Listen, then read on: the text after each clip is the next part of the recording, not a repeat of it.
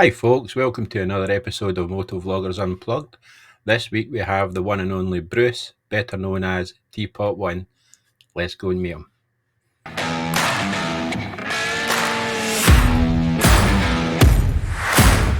Bruce, great to have you here. Thank you very much for coming on. It's really appreciated. How are you doing? My pleasure, Graham. Thank you very much for the invite, bud. I'm all good, man. How are you? I'm excellent, mate. Even better with you on here. That's great. Shall we I'm just loving your setup, pal. I love this setup. It looks awesome. Yeah, it's EV Mux is to blame for that, not me. Yeah. I just press the buttons. And you're saying this is like a better, a more economic version than StreamYard. Is that right? It's half the price, yeah. Wow. Yeah. Scottish, Yeah. you see. Good lad. Liking this. I'll have to have a look at this. Yeah, it's good. It's good. And you can also use it for live streams as well. Yeah, nice. Like Yeah, it. it's very good. Right, shall we just get straight into these questions? Yes, mate. Sorry, I've got verbal diarrhea. This could take a while. Right, no bother. Here we go. Question 1. How long have you been riding motorbikes? In my head, it's not long ago. So I always go, I've not been riding that long. 2008, I passed, but obviously that's now, blimey, 17 years ago now, isn't it? So, 2008. June 2007, 2008, I passed. 2007 I passed, but then I had a 13-year break. But Gotcha. it flies in. Certainly does. God, Yeah. flying by. What was your first bike? A Suzuki GSX-R 600, brand spanking new. Perfect first bike. Yeah, lovely bike. Loved it. It was the what do they call it? The Ghost one, all black with like a very light silver trim. I loved that bike. Loved it. Yeah, it was a nice bike. Yeah, gorgeous. What has been your favourite bike of all the bikes you've owned? It's got to be the Beast. It's got to be the Gixxer Thou that's sat in the garage that I did the big trip on. That one. Yeah. I'll never ever get rid of that bike. It done you well. Mate, she's still going now. I've not edited the vids yet, but I got her back on the road for the last sort of meetup that we do. Yeah. We have the clan thing. So we had a meetup over in Evesham, sort of October time. Okay. So as a surprise, I got the bike up there. My mate Matt Ward, he brought the Gixxer up in the back of his van. I rode the tractor up there, the GS. And then in the morning, when everyone was meeting for the briefing before we went out to do the big ride, I was round the other side of the hotel, got the bike out the van, and then rode it round. Thankfully, she started and she managed to last the whole day. It was awesome to ride her again. Brilliant. Excellent.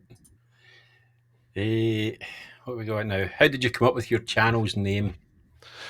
A kind of easy one for me. Those that don't know, I used to be a copper. Don't hate me. I used to be a copper in the Met Police in London, and I was trying to think of a name for the trip. We had a mobile catering wagon, basically, just a T-wagon, a NAFI wagon for anyone that's in the services.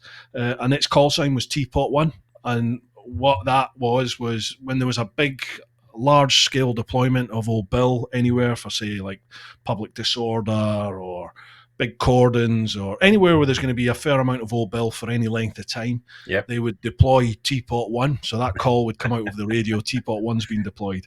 Double-edged sword, because it meant you knew you were going to be there a while, but it also meant you're going to get a cup of splosh, and like a bacon butty or something like that. So I was trying to think of a name, and for my trip, because obviously long way round had just happened, and trying to think of a catchy name for it. And one of my mates just said, well, look, you're taking a break from the Old Bill. Why don't you call it Teapot One? Because you're taking that break. Yeah. And they said, well, straight away you'll have 30,000 Met coppers that will have an affinity with you. So that's what I did. Called it Teapot One, and it's stuck. These questions come up awfully slow. No worries. How would you describe your channel? This is where it gets difficult now. This is a topical one for me. For a while now, for a couple of years, I've not really been happy with where my channel is and what I'm doing on the channel. Like I've never wanted to be a bike review channel. You have to do them because they get the views. So if you want maximum growth in the bike niche, you tend to have to do a fair amount of bike reviews. But I don't just want want to be like a bike review channel. And Yeah. obviously, I'm sort of known for my trips and all that sort of stuff. But I, I'm not really that interested in like the new bikes and this bike and that bike. I'm not Yeah. really fussed. I don't care what a bike is. I'll just get on it and ride it. And if it makes me laugh, makes me smile, happy days. Great bike, love it, enjoy it. I don't care what the badge is, to be honest. Yeah. I'm into the tech stuff. You know, the cameras, the drones, Yeah. mics, editing. That's what I really like. So what I've really wanted to do is to have a channel that focuses more on that side of what we do, the Yep. motovlogging, the going away on a trip. How would how to capture your best audio, the best visuals, and then what should you be filming, and then how to edit that, and and bring that into Yeah. Yep. something that you will enjoy watching and other people will enjoy watching. Yeah. That's kind of where I want to move into, but I've got such a massive backlog of content. I've got all of last year still to edit, all my tours. That I kind of feel like I've been treading water for the last couple of years and Yeah. slowly taking big gulps of water as we go. So I I need suppose to move things a wee bit. if you're away touring all the time, Aye, well, when are you supposed to edit your videos then, aye, yeah. And I've just finished, literally today, the last episode went out. I've just finished this Balkan Bonanza series that I Yep. did. One of my channel sponsors is Canadian Moto Tours, and they took me away. They base themselves in Slovenia during the summer because it's too hot in the Canaries. Yep. So they do this big tour around the Balkan countries, and they asked if I would I be interested in going on that? Of course you would. Because I hadn't visited a lot of these countries over in the Balkans before. Yep. So I've just done that. What was the point of? Oh yeah. And before I'm sort of my worst enemy really for editing because I take way too long. I'm like 4, 5, 6 days to edit a 20, 25 minute vid because it's they're never happy. You're Yeah. constantly over and over and over Yeah. and over and over, and that's just Yeah. it just doesn't work. You need to adopt the mindset, which I have in the latter half of this series, Yeah. of just get it done. Is that okay? Fine, get it out. And it's kind of sounds a bit callous, but that's kind of how you have to be Yeah. because otherwise you'll be going round and round and round in this loop all the time. So I'm adopting that mindset now, and that's definitely speeding up the workflow for sure. Yeah. Yeah. Hope I can keep that running to Yeah. clear this backlog of content. What made you start motovlogging? This is probably an obvious one, but Yeah. I mean, it was the world trip. I did the world trip.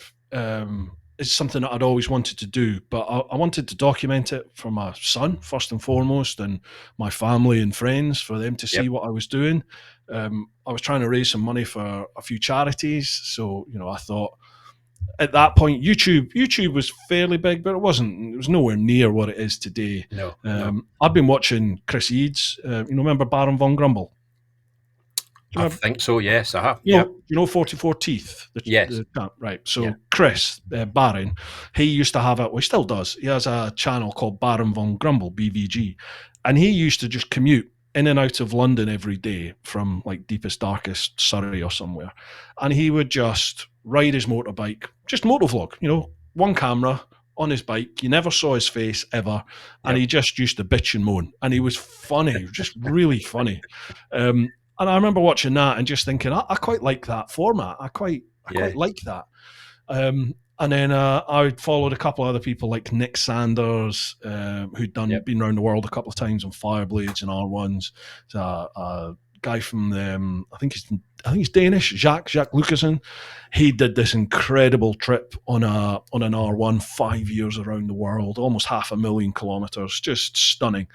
And those guys had documented it in video, but it wasn't, obviously Long Way Round had been out, so I'd seen how Long Way Round had done it and thought, oh, that looks really good. Yeah. And then there was another guy called Graham who was doing a motorcycle series all down through the Americas. This is way back in 2009, 2010, and it was called Brain Rotting. I don't think it's on YouTube anymore, sadly, but it was brilliant. It was a Yeah. really, like, it would stand up today. It was that good. It would still Yeah. stand up today. It was awesome. And I was lucky because I met him. It turns out he lived in the same town as me down here. He lived in Bromley when I lived there in Kent. And I met up with him for a beer and had chats and all this sort of stuff. And I just thought that's the sort of style that I really like a documentary Yes. style, Yeah. Mhm. but being very personal. Just be open and honest and share your thoughts and what you're going through, and Yeah. like, that I just thought, yeah, that's what I want to do. So I started it and got the ball rolling, really. Yeah. Okay. How did it feel to speak to the camera for the first time? It's always a little bit weird talking to camera. I remember Dave Perry said this, really good TV, was saying that he doesn't like talking to a camera when there's people around about. I don't either. I feel a right muppet doing that. Me But too. I do as well. Yeah. yes. So, but Yeah. the motovlogging's brilliant because you've got your helmet on anyway. Yeah. So it doesn't really matter, is it? You've got that anonymity all round about you with your helmet. But it's when you get off and you're talking away to a camera or the Osmo or something, you feel a bit of a tit then. But you just got to crack on with it. It's so common now. Everyone's Yeah. doing it. Yeah. Everyone's got Nowadays. phones and everyone's doing it, aren't they? So Yeah. and I think you just get, the more you do it, the better you're going to become, Yeah. because you might not be the most outgoing, gregarious, confident person on camera.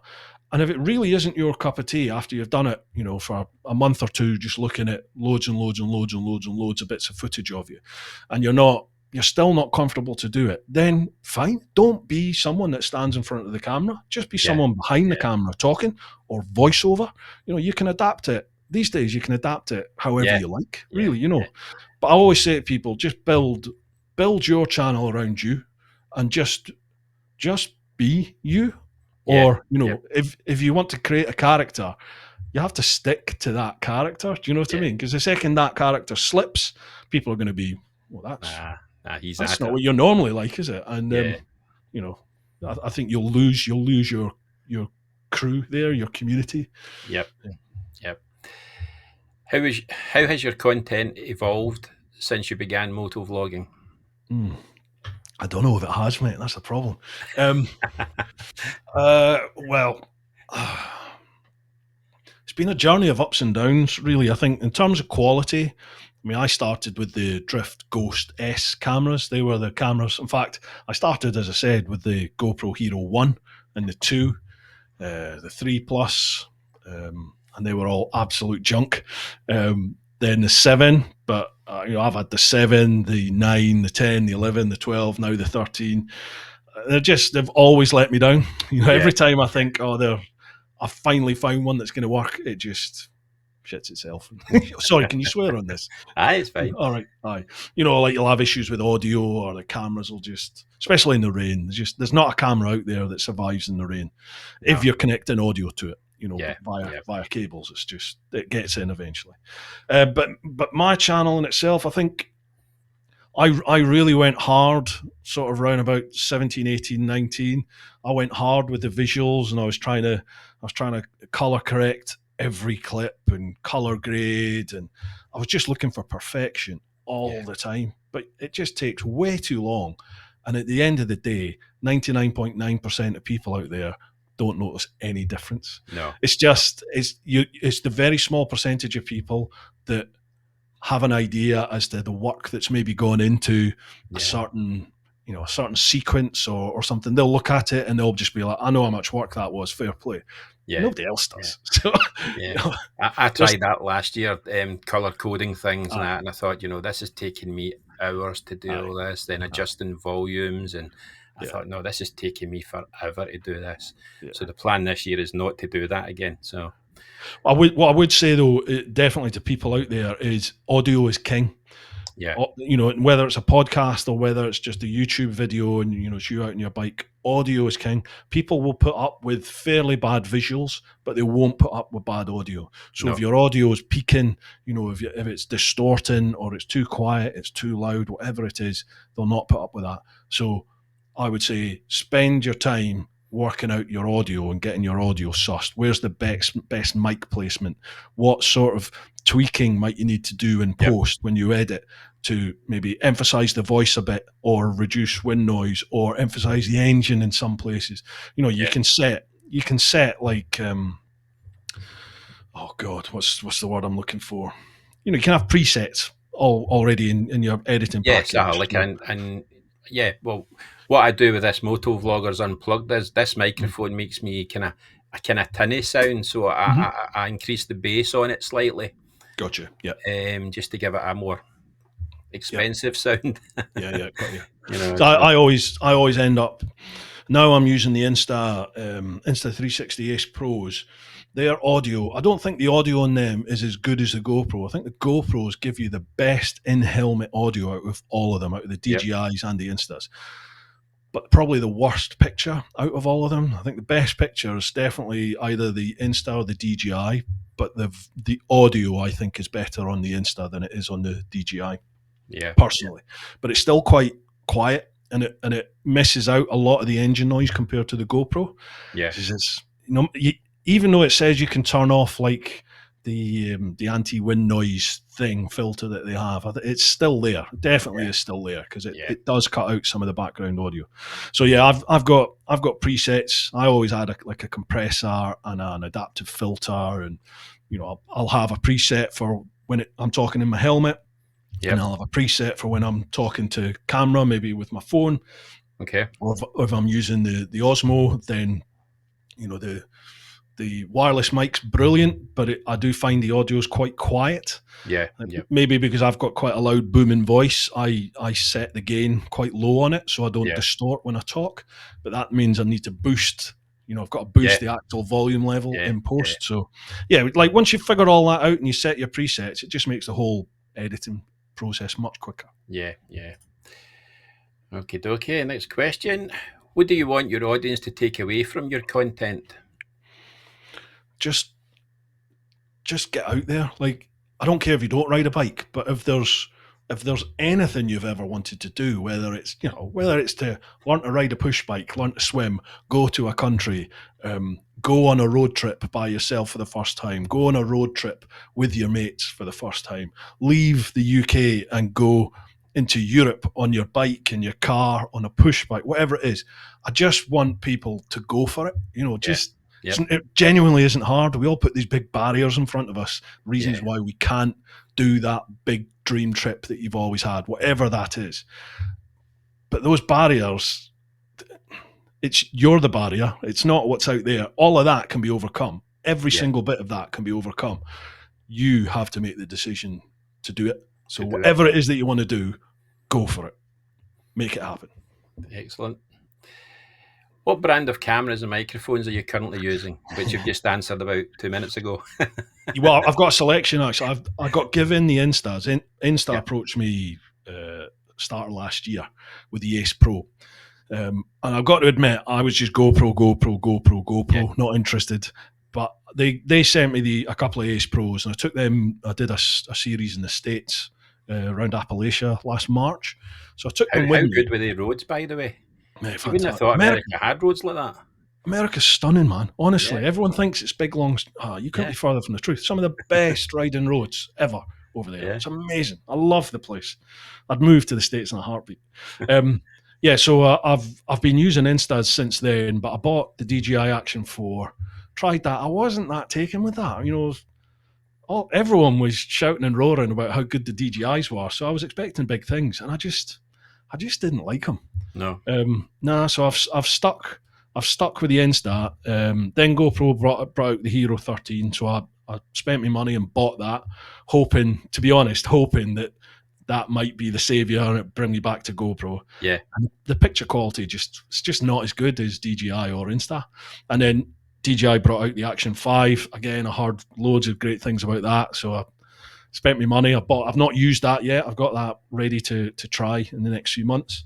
And then Insta's just sent the Ace Pro 2, so I'm gonna yep. Seen I'm them gonna do some content sell them. head Yeah. head to head with all those cameras. Although I've seen that. Do you follow Motofields, the Aussie guy? Yes. right? Yeah. So he's just done a series of vids comparing all three of those cameras, and they're Yep. brilliant. You can't beat the content he produces. It's No. fantastic. So I'm also aware that Insta gave him the cameras as well. So Yeah. I don't doubt his integrity at all, but it's always in the back of your mind, isn't it, that Yeah. you've been Yeah. given that. But they know I've been given my Instas and I'm ranting and raving about them. But people just make their own mind up at the end of the day. I think that the new version, the 2 version, is 8K now, isn't it?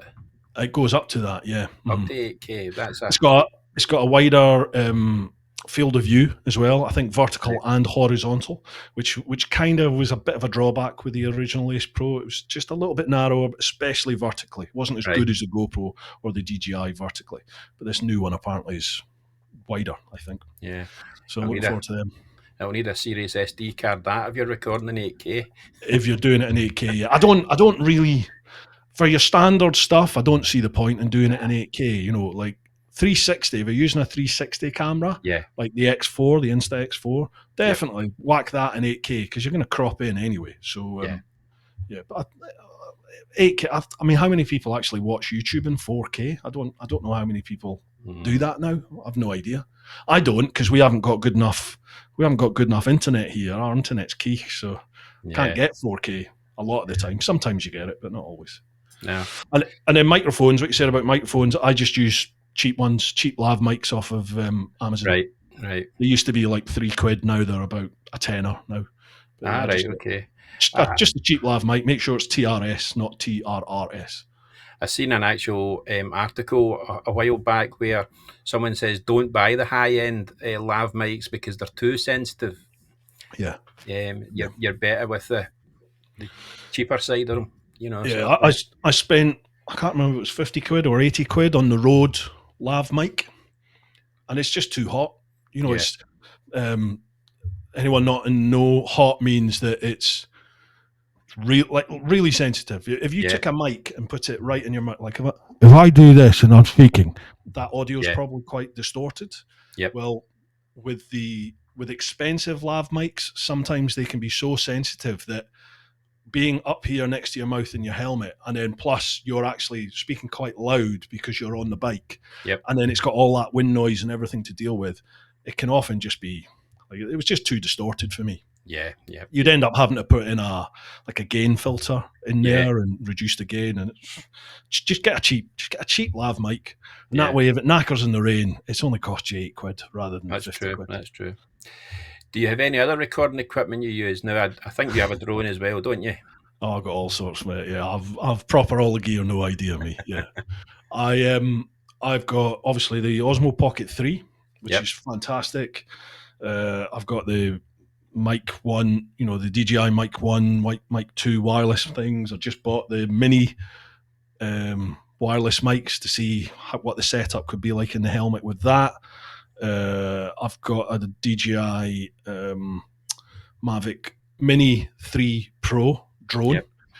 And then I bought the Hover Air. Do you remember, the little fold-out Hover Air thing when that first came out? I bought that on Amazon just to see what that was like. And then they brought out this new one, the Hover Air Max Pro. I've bought. I'm a marketer's dream, mate, honestly. Like, no wonder I haven't got any bloody money. Any money I make, I spend on all this kit. Can't resist. Yeah, I know. Yeah. So, I've got way too much kit. Way too much kit to lug everywhere. Do you film in full auto or do you use manual settings? I tried the manual for a while. This is what I was saying, like 17, 18, 19. I tried manual, but what I find is when you're motovlogging, you're moving all the time. You're covering maybe up to a couple of 100 miles in a day. So it could start off in certain light conditions, but 5 minutes down the road, you go into trees, or it starts peeing it down with rain, or you go into a tunnel, or you're out into even brighter light. So those settings, they can't cope with all these different conditions. No. So you might have beautiful footage for one bit, and then it's too dark or too bright.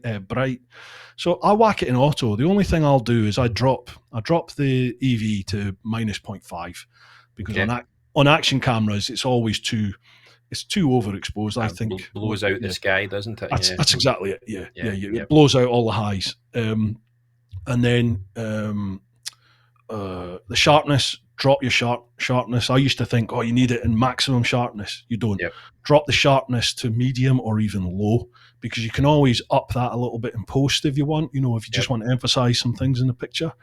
But I don't bother with ND filters or anything like that. I think one of your questions will be like, what settings do you use? Is that one of them?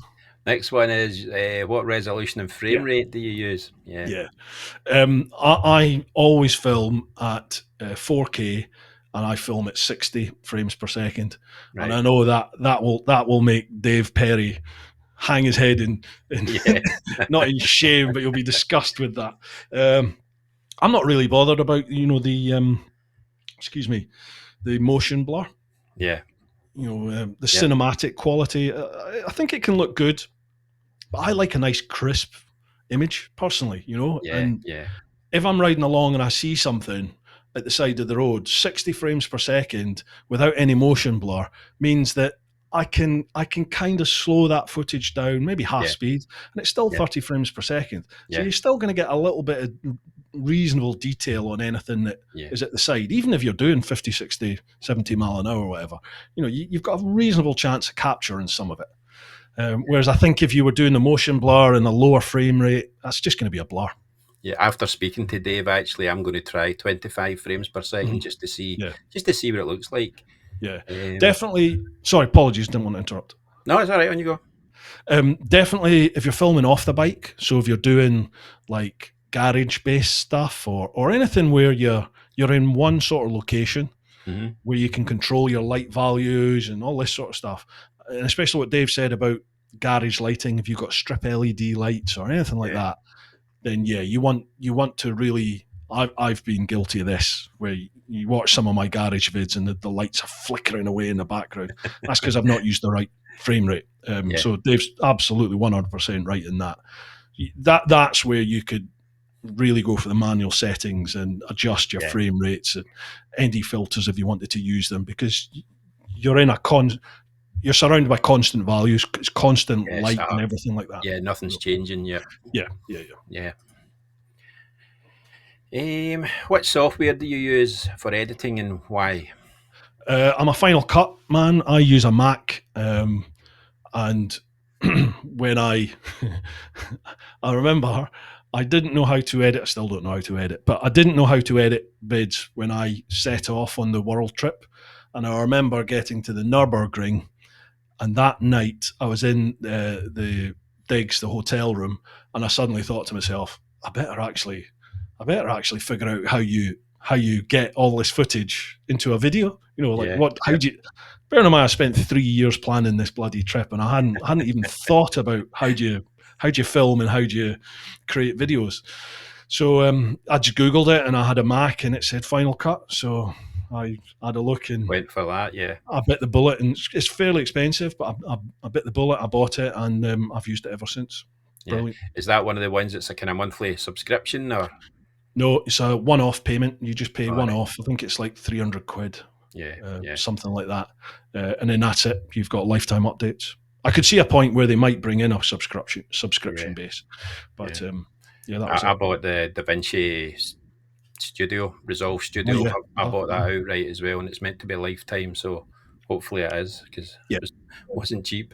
They're all much of a muchness, really, aren't they? Like DaVinci Resolve, Premiere Pro, Final Cut, all the others, they're all fairly similar. Yeah. What's your process for editing your videos?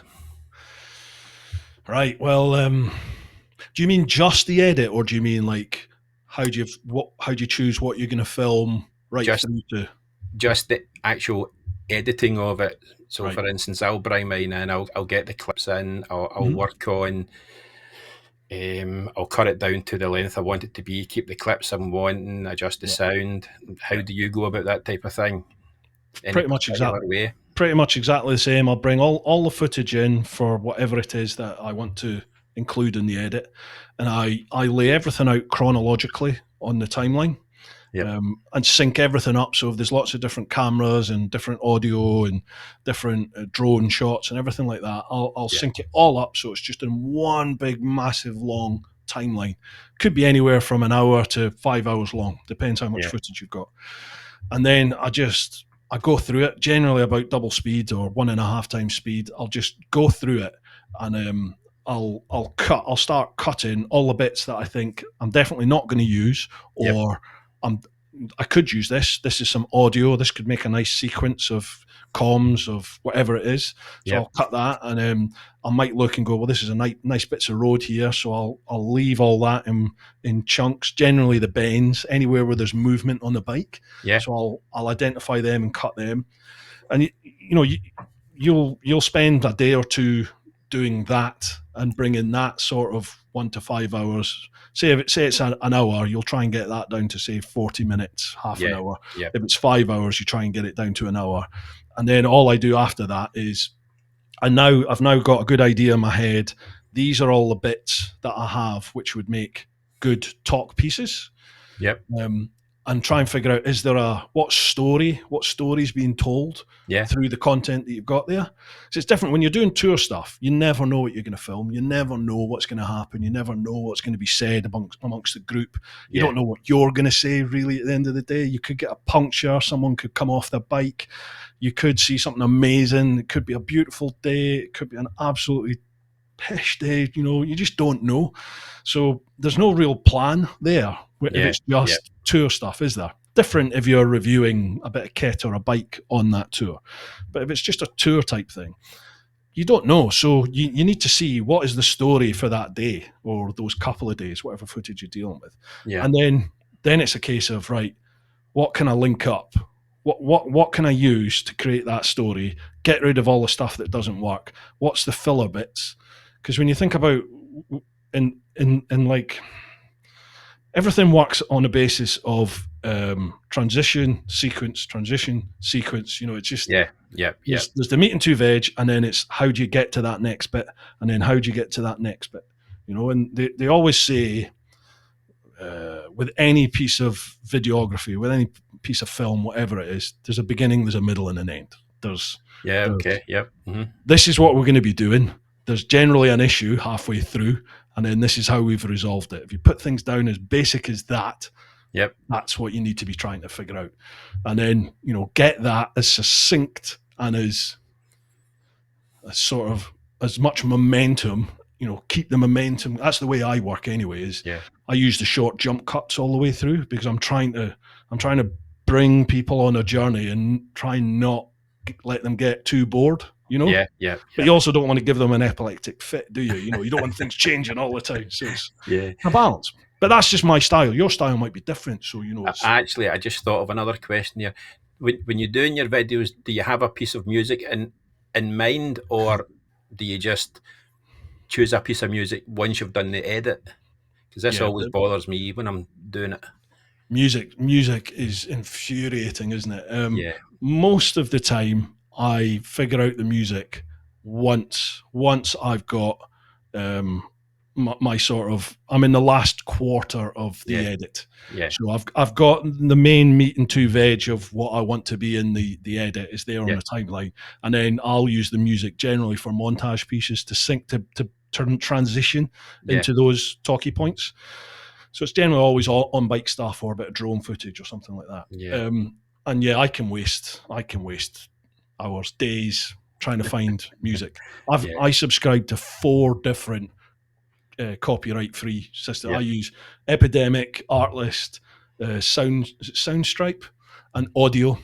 And to be honest, I'm probably going to cancel Epidemic. Sorry, where have you gone? I'm probably going to cancel Epidemic and Artlist because if you've not used them yet, is it Soundstripe? Soundstripe. And Audio, miles better. They've got AI built in, especially Audio. If you go to Audio, so it's Audio with 2 I's. So if you go to that, they have an AI function on there, so you can actually type in. It's a bit like ChatGPT. You can type in and say, right, I have a sequence covering a motorcycle road trip through France, and I want some upbeat, funky, blues orientated music to go with it.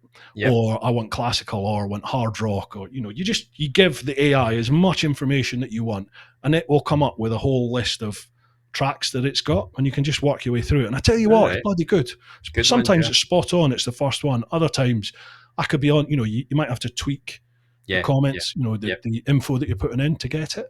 Or there's another one which audio has actually, which is really good. If you know a song that you like, say there's like a main song, a mainstream song from a group Yeah. that you really like, you can go on something like YouTube or Apple Music or Spotify, is what I use, and you get the link for that track and you paste that into the search box, and Yep. it tells you what music it has that is a close match to Similar that. to it. All right. Yeah, it's Okay. brilliant. Really good. I'm going to do a vid on it because it's really good, and I've got affiliates for it now as well. But I'll Yeah. not give you the affiliates. But That sounds good. I'll give them if you want them. But yeah, they're really good.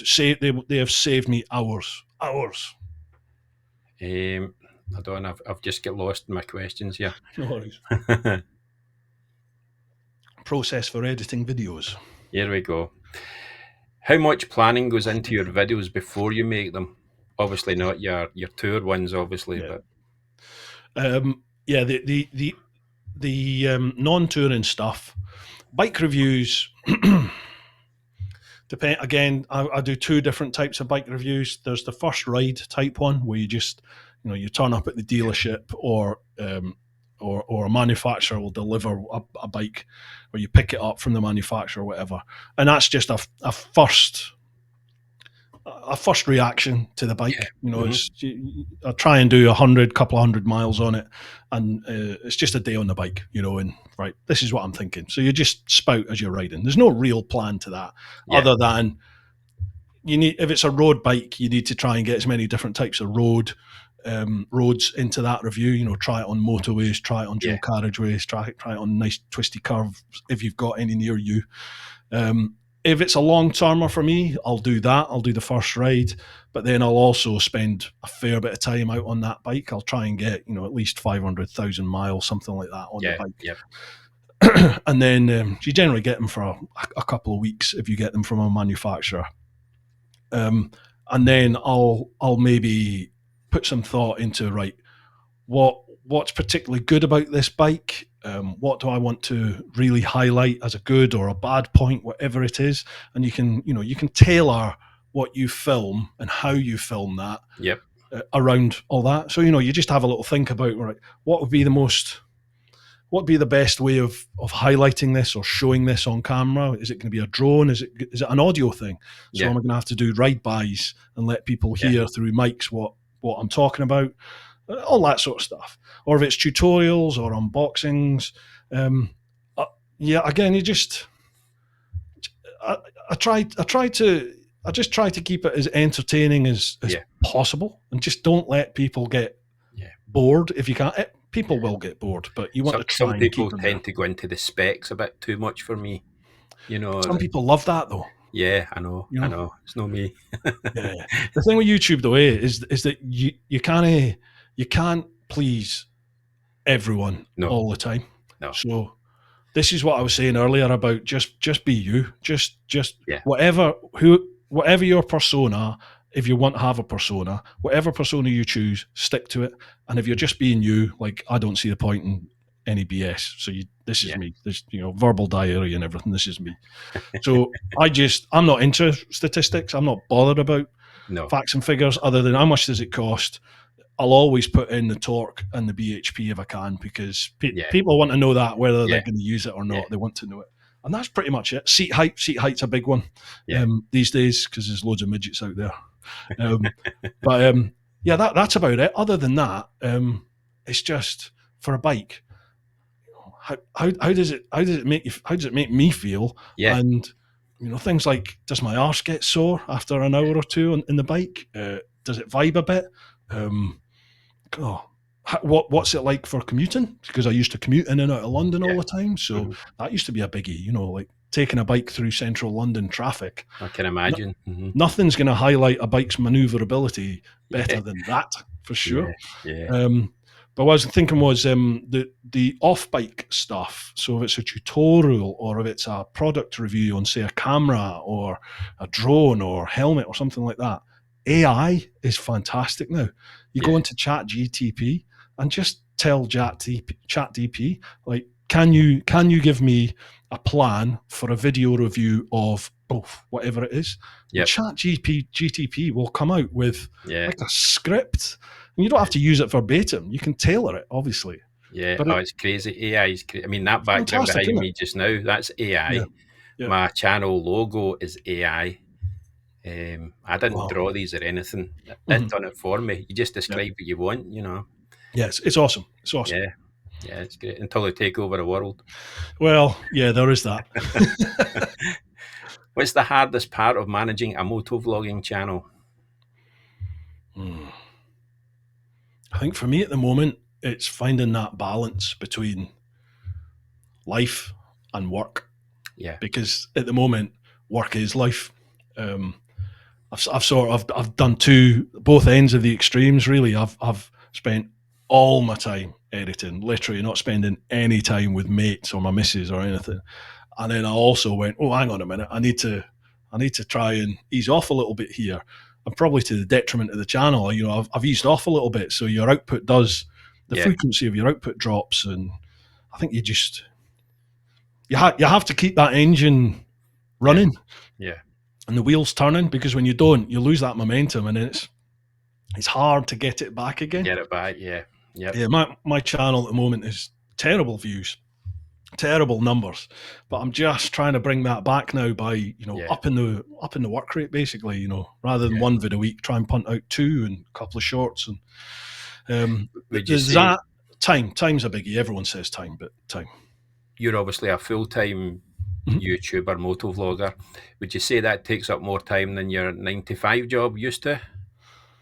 Oh god, yeah. Oh Yeah, god, a yeah. lot more. Yeah, Even when I was in the old bill, I worked way harder at YouTube than I did in the old bill. Yeah, yeah. Everyone always it's I mean, it's funny, it's farcical. You get these muppets that leave comments on social media or in the vids and saying, "Oh, you just freeload this, you get everything for free. What an easy life. We've got to go and do a proper job." And I tell you what, okay, I'm not in a war zone. I'm not digging holes in the ground. But I tell you what, this is harder work. You spend more time doing yeah. this than you do on just about any other job out there. It's not just For, 40 hours a week, is it? No. for bugger all in return. I'll tell you Yeah, that. You're not going to get rich unless you happen to be very lucky and you get a channel that gets big views. In yeah, which case, yeah, you are going to make some good coin. yeah. But I don't make big money off YouTube. No. Right. Next question is: if you could go back to the beginning of your motovlogging journey, is there anything you would do differently? Cool. Mm.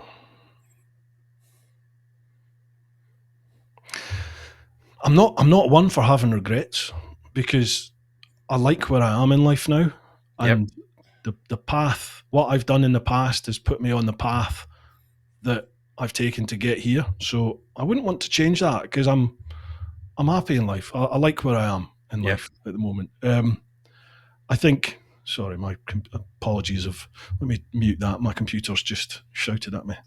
Sorry, I thought it was on Do Not Disturb. I think I was going to say I would maybe not be motorcycle focused, but bikes are my life. Yeah. Bikes Yeah. bikes are everything. So bikes have brought me this. Bikes brought me the experience of traveling the world. They've brought me so many friendships that I value. They've brought me the community that I've got now, built all around what we have with the clan and Teapot One. Um, it's brought me everything. So Yeah. no, I don't think I'd change anything, other than I would love to do that trip again now with the cameras and technology we've got. I Yeah. would love to do that now. Yeah. Yeah. Okay. Okay. How do you balance riding for pleasure versus riding for content? Now, I probably know what the answer is going to be here. There is no Yeah. pleasure riding. There's no balance. Yeah, it's Yeah. I love riding a bike, but Yeah. my year is a tale of two halves. So half the year I'm pretty much away every 2 weeks I'm away on a different tour with Chicken Strips, my touring company that I have with Simon Weir. Yep. So every 2 weeks we go away, and we're away for at least a week touring. And then, so that's sort of between end of April and mid-October. And then Right. outside of that, I'm pretty much locked up at home, just editing, trying to edit everything that we filmed through that year. Yeah. But I do think you do need to make time. I need to make time to get out on the bike, because you'll go nuts, you'll go crazy if you don't get out on the bike. And even my wife turns around to me and goes, "When's the last time you rode the bike?" That's a gentle hint. I'm off out the house because you do my editing. Yeah. She knows when I need to go, and she'll say to me, "Right, why don't you do a couple of days? Just go somewhere." Yeah. So yeah. But if you go out in the bike, do you always take a camera with you, or do you just go out without it? I've probably done, since I went full time in 2020. I think I've maybe just gone out on a bike with no cameras once, maybe twice. And those times I did enjoy it, but the whole time I kept thinking, I could cover this when I'm out on the bike. I could cover that, or that's a beautiful view. That would be great for the drone, all this sort of stuff. So I enjoy the filming side of it. Yep. That's why I do it for a living. I do enjoy it. So it's not work, is it? I mean, apart from commuting to and from work in the better weather, I always take my camera with me no matter where I go. So because I enjoy doing that as well. Yeah. Are there any motovloggers that inspire you? Well, do you know what?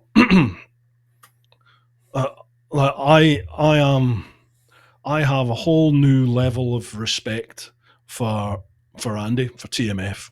Right, I know he gets a lot of abuse, and Andy doesn't ride a bike the way I ride a bike. I haven't got any of that side of things in common with him. But I tell you what, he churns out the work. His output is phenomenal. That guy grafts, really grafts. And people like username Kate. I mean, Kate really, really puts in the work for that. Her shift is a big shift when she's working. Yeah. She's got Mike to help, but the pair of them really, really graft. In terms of the actual content, though, that I like to sit and watch, it's people like Adam Ryman, the Aussie chap. I love his stuff. Again, probably because I think Dave Perry chatted about this. We know, because we do this, we know how much effort he's put in for all those ride-by shots. I mean, that's even if it's a drone, that's an insane amount of work he's put to set a camera up, ride by, bring the camera back. It's just, I'd love to do stuff like that, but I can't be arsed. It might have been Dave I said it to, but you would swear that Adam Reeman's got a camera crew with him. The way he does it, he hasn't, but it looks as if he has. It's fantastic. And I don't know how he covers the distances that he covers when he's out, because that all adds up in time. That takes a lot of time up out of your absolutely day. But you see it in the edit, don't you? You see it in the final result. It's fantastic. It's a piece of art to watch his vids. Do you have a favourite video or series of videos you've made, and what made it special for you? It's got to be the world trip, isn't it? I thought you would say that. No, I mean, not just because it's going around the world, but I did that. I did that for my son. I did that so that my boy, because he was in his early teens at that point, I did that for him to have something to see. To see what his dad's doing, because I was away for nearly 2 years, year and a half, whatever it was. But also, I wanted to show him that anything's possible, man. Like I was saying at the start, if you have this dream, the only person that's going to stop your dream coming to fruition and actually becoming a reality is you. We all put these boundaries up. I can't afford it. I can't do this. I can't do that. Well, you can. You just have to. You've got to make some sacrifices. You have to be very selfish. You're going to go away and do a big trip. That is a selfish thing to do. Be under no illusions. It is a selfish thing. You're going to be leaving people at home. You're going to be, somebody at home is going to be left with either bills to pay, animals to look after, kids to Yeah. look after.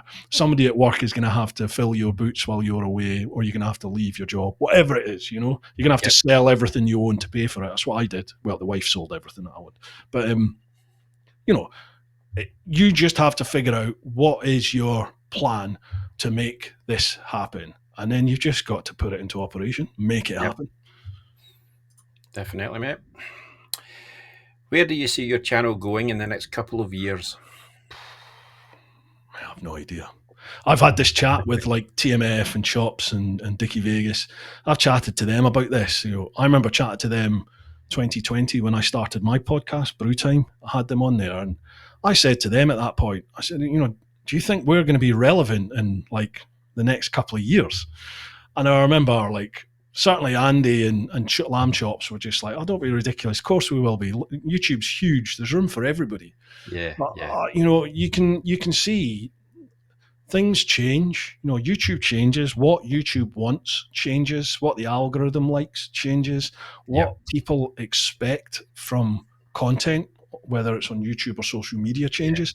The bar's right up there now. yeah, And there's so many people out there who aren't even full time, and they're creating fantastic quality content. yeah, And AI, as you said, there's plenty of apps out there that really hacks me off because they're using it. People just chuck their content into an app and it churns out yeah. I've like seen it. Yeah, an awesome, engaging bit of content. But you're like, yeah, you haven't done anything. That's just AI that's done yeah. it. But it does the job, doesn't it? Yeah, I see YouTube's bringing out or have brought out 3-minute shorts now as well. Aye, yeah. I prefer the kind of long form videos than the shorts. That's interesting, that, Graham, because I think people didn't want shorts initially when they first came out. Like our generation, we were not up for short content. No, give us all epileptic fits. But things like TikTok and Instagram Reels and all that sort of stuff, that changes the expectations and the viewing conditions of the audience, doesn't it? People are now accustomed to short content. So shorts can actually do really well. And then YouTube is now changing in that if you look at some of the big YouTubers, they're now going back to very long form content, half hour, 40 minutes, an hour long vids. Yep. Matty Hapocha, do you follow him? Nope. Hapocha, he's a pal of, do you know Peter McKinnon? Do you follow him at all? Yep. Right. So he's a Finnish guy that lives in Canada and has done a load of stuff with Peter McKinnon. Well, he took a break from YouTube for the last year and he's just come back, and his first video back is an hour and 5 minutes. Okay. So a lot of the big hitters are going for big, long form, very beautifully edited films, basically. Yeah. And it's interesting that YouTube is now not only is the trend going back to long form content, but they're now making these short form shorts, making them a little bit longer. Yeah. Be interesting to see how that's going to work. But is that YouTube just trying to keep up with TikTok and But they have to. and the likes? Yeah, they have to. Yeah. They have to. In terms of where do I see my channel in the next couple of years, I'd like to change. I'd like to change my content a little bit more along the lines of like more of a tech review channel based around motovlogging and the bike world, and a lot more tutorials. People are always asking about editing, and I do stuff with Kali Moto, tutorials around that. Loads of stuff. I'm more into that, so that's the sort of content I would like to create. Okay, dokie. Any advice for someone just starting out in motovlogging? I'd say for starters, just be you.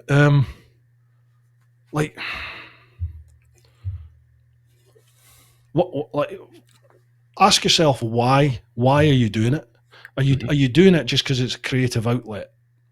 Is it just a way of you getting something out there, or are you doing it because you want to be well known, or are you doing it because you've seen the YouTube Ferraris and Lambos and think, I'm going to be earning a shit ton of money here? You can. Don't get me wrong. You can earn insane money. You can earn incredible money. Yeah.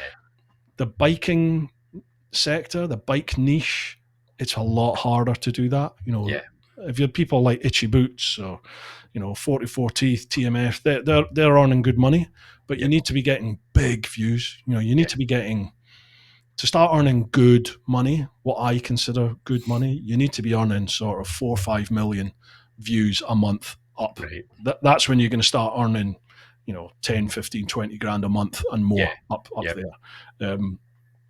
Christ, you need to be at least sort of a mil and a half before you're going to start seeing, a grand, 1,500 quid, 2 grand a Yeah. month. That's when you'll start seeing some good money. I mean, I'd give you an idea. I get about 150, 200,000 views a month. So it's Right. like, 300-400 quid is Yeah. what you'll earn from that. Yep. So if you want to get big views, you need to make content that's going to get the big views. So for sure, bike reviews. Itchy Boots, it's amazing what she does. Yeah. But I don't understand how she's got the traction that she got, because there's loads of people out there creating the same content, doing the same thing. Loads of women who, for Yeah, that's a good point, actually. I mean, she's got 2.5 million subs or something like that, hasn't she? Oh, She's it's got insane. a Yeah, it's serious amount. incredible. Yeah. Incredible.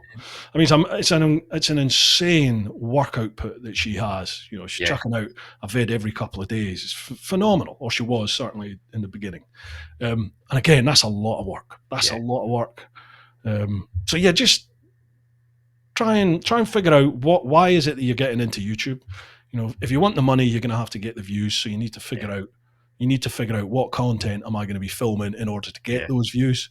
Whatever you do, I would just say be you, because if you're trying to create a persona that you're not, at some point I think you're going to let that slip. And the second people see that facade go, we can all sniff out bullshit, can't we? And Yeah.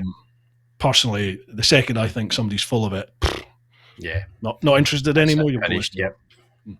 but not everybody's like that. No. Bruce, you have now answered all questions. Awesome.